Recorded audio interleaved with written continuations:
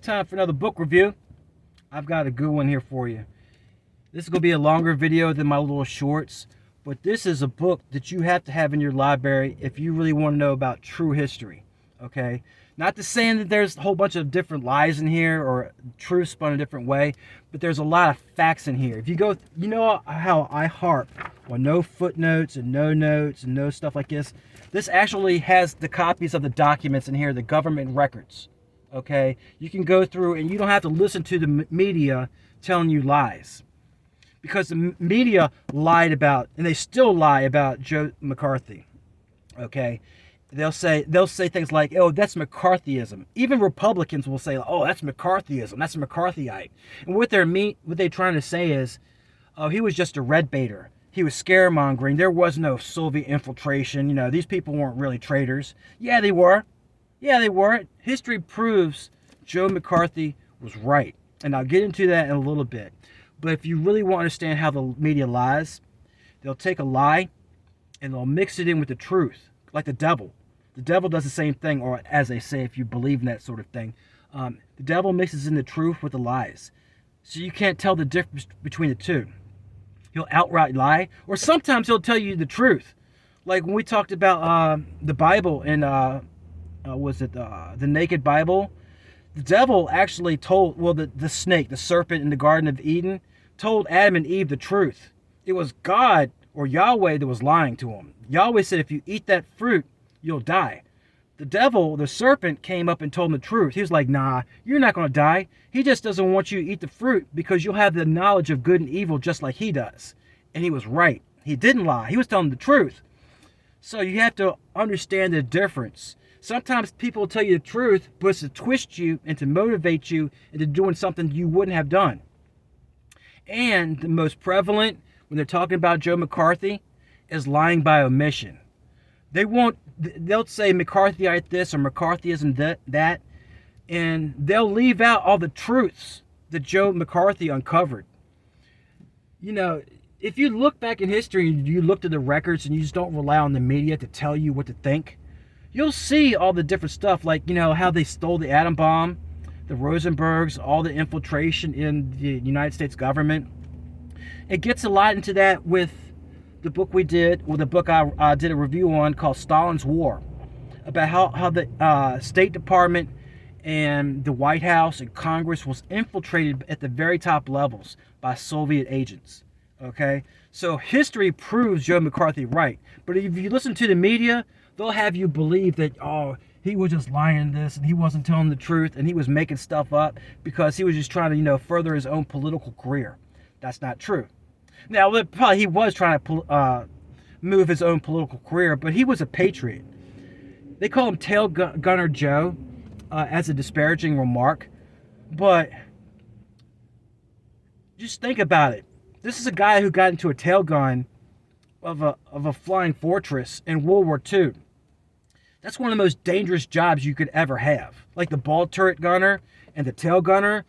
When planes would come up in the flying fortress, they would shoot at the bottom and the back. So you were the first one to get machine gun fire if you were sitting in the tail gunner.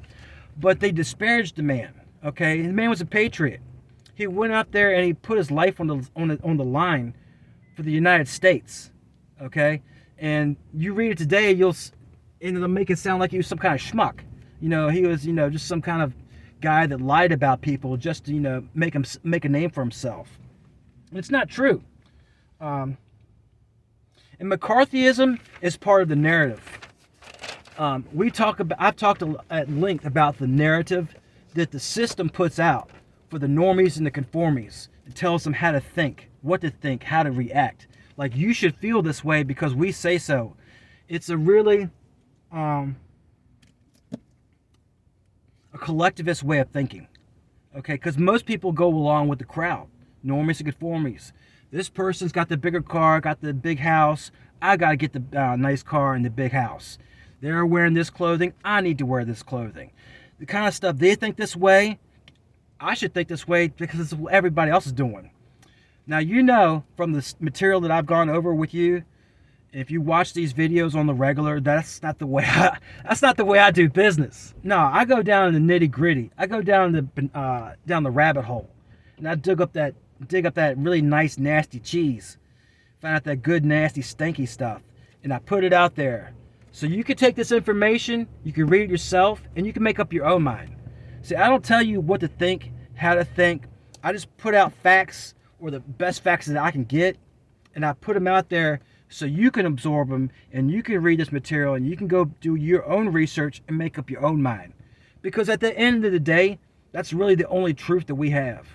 But if you're not reading this kind of information, if you're not doing the research and looking stuff up, and you just rely on like Fox News or CNN, MSNBC, or whatever kind of clown show nonsense they put on the boob tube these days, you're not getting the real facts. You're getting propaganda. It's yellow journalism. It's nothing new under the sun. They've been doing this forever. They've been doing it since humans could like write graffiti. You know, Pharaoh eats a big one. You know, all kinds of different stuff. They've been doing this forever. Humans are going to human. If you know how humans operate, nothing's going to surprise you. Human nature really does not change. We're crazy, you know, hairless monkeys that do all kinds of crazy stuff. We do good stuff too. But if you understand history, you will understand what's going to happen. Nothing's going to surprise you. And this is one of the books you need to get. This is like one of the primers. This is for like the normies, conformies, who think they know a thing or two about politics, but really don't. If you read this book, you're going to have a different understanding of what's really going on. Once you get into books like these, you're going to start to get down real deep into the rabbit hole, into the Alex Jones type material. That's where you're going to go off on a little la-la land. And you're going to be, you know, if you can't really spout this stuff out to your friends if they're normies and conformies or just regular people, because they're going to think you're crazy. They're going to think you're some kind of conspiracy theorist. And what is a conspiracy theorist? A conspiracy theorist is somebody who's usually like 3 months to 3 years ahead of everybody else. You know, they know the facts. They've done their research. They're telling you, and you think they're crazy because they're talking nonsense because you're plugged into the system. You've accepted the narrative. Now, when you unplug from the system and you start reading stuff like this and you understand the facts and the nitty-gritty, the nuts and the bolts, and how the sausage is made in Congress, you won't be a conspiracy theorist. You just don't go spouting it off to everybody because people think you're crazy. And really, the truth is stranger than fiction. And if you go out there telling people the truth, you're going to sound like you're crazy to most normal people. Because the real truth, or as close as the truth you can get to, is outlandish to most people. They won't believe it because truth is stranger than fiction. And you're going to tell them this stuff, and they're like, I don't believe you. You go back to Alex Jones land, you know, with your conspiracy theories and your tinfoil hats. You tell them it's like, listen, we switched over to aluminum foil years ago, you know, or, you know, whatever. And the reason this book is so good is because it's proven out by history, okay? When the Soviet Union fell, all the records got released. Not only the Soviet Union, but all the Warsaw Pact countries, like Poland and East Germany, Romania, they all had their secret police too. And they all had kept records, exclusive records of everybody doing everything. Their family members would lie and cheat and rat them out. And all those records came to light. And all the stuff that Joe McCarthy was saying in this book, they're on record in this book, guess what? Not only was he right, he was just on the very tip of the iceberg. The rest of the big iceberg was underwater. You didn't even see it. The U.S. Army, Congress, all levels of the United States government and the Western world were heavily influenced and infiltrated by Soviet agents. Okay? And to understand how this happened, to understand a fellow traveler, you really need to understand Marxist-Leninist ideology and how they think and how they do things. This is a good way to understand it and how they infiltrate and influence. You think this guy's a straight patriot, true blue American, blah, blah, blah. Nah. Guess what? He acts the part. On paper, he knows the part. But deep down inside, he's a Soviet agent. You know, he speaks perfect English. He might even be an American or an Englishman. Guess what? He's a fellow traveler. He wants worldwide socialist revolution. Okay. Now, this was more like in the past, like in the 50s in the 60s, but the information rings true today because they're still doing this kind of crap these days. It just might be a different flavor of authoritarianism, but just think about all the technology we've got today for spying on people and letting people know about what your likes and dislikes are. Just going to the grocery store and using one of those cards, they know everything you eat. They know what you watch on television. They know what you're searching for on the internet. They know what kind of toothpaste you're scrubbing your fangs with. They know everything. You can't hide anything today. Back in my day when I was younger, back in the 80s and the 90s, you could have some sort of privacy. Today, that's a bygone era. How are you going to have privacy when people put everything on social media, what they ate, or, their bowel movements? People are crazy, all right? You'll understand the feud between the Kennedys, particularly Bobby Kennedy and Roy Cohn, and who Roy Cohn is or was. I got into that with my review on the Whitney Webb book about corruption. I forget the title right off my bat, but they had a feud because Bobby Kennedy wanted to be on the committee with Joe McCarthy. Well, Roy Cohn was the one on the committee, and they had a little grudge going back. If you don't know who Roy Cohn was, you need to look that up too. Roy Cohn was, we'll just say he was a little sweet in the britches, and he liked to blackmail people, because gay guys like being around other gay guys. And that kind of behavior was frowned upon back in the day. So Roy Cohn would use that to blackmail people. And he was a slimy cat. I mean, he's like a gangster lawyer. Okay? See, a lot of people think a gangster is just some guy that does drive-bys and sells drugs. Nah, that's some piddly shit. That's lowball stuff, low-hanging fruit. A real gangster has a law degree. Okay? Read this book, and you'll find out about the different types of people that were back then. Roy Cohn and just gangsters with law degrees. They call themselves congressmen. They call themselves senators. They call themselves general, admiral. Same thing. This book really does dovetail with Stalin's war. So if you like this book, you'll really like Stalin's war too. A lot of people think, the United States is like a country. When you get down to the nitty gritty and the real conspiracy that goes even deeper into stuff, the material, the real deep underground stuff like the Alex Jones type of stuff, you'll realize, a lot of people come to the opinion, like myself, that the United States is not really a country. It's a business. And business is good, baby. Whatever it is, we can sell it. Guns, butter, bread, people, drugs, everything. Influence, oil, precious minerals. It's a business, okay?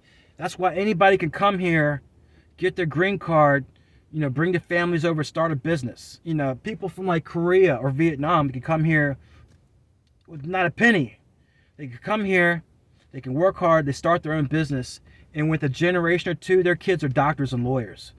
It's money to be made here, okay?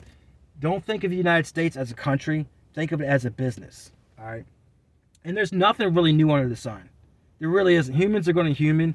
You understand this book, you read it, you digest the material, and you really take it in. You're going to realize they've always been doing stuff like this. It's crazy.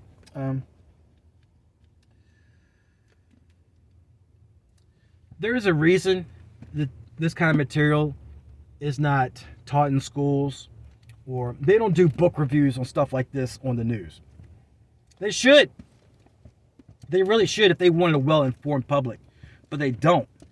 They give you a steady stream of yellow journalism and propaganda and violence and porn and all kinds of crazy stuff and stuff you see on social media.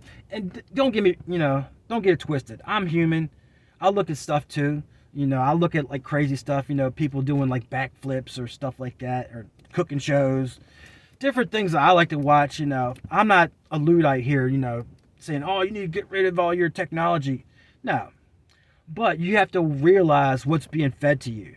You have to be very cognizant of the material that you allow into your brain or into your soul, whatever. A lot of people, they watch what they eat, they watch what they drink, but they don't watch what they're listening to and what they see and the information they're taking in. It's just as important as a diet, you know. This is good stuff right here. I've been on this book for the longest time on this channel, and if you watched any of my other videos, I've gone back to this book. I recommend that you get a copy of this book.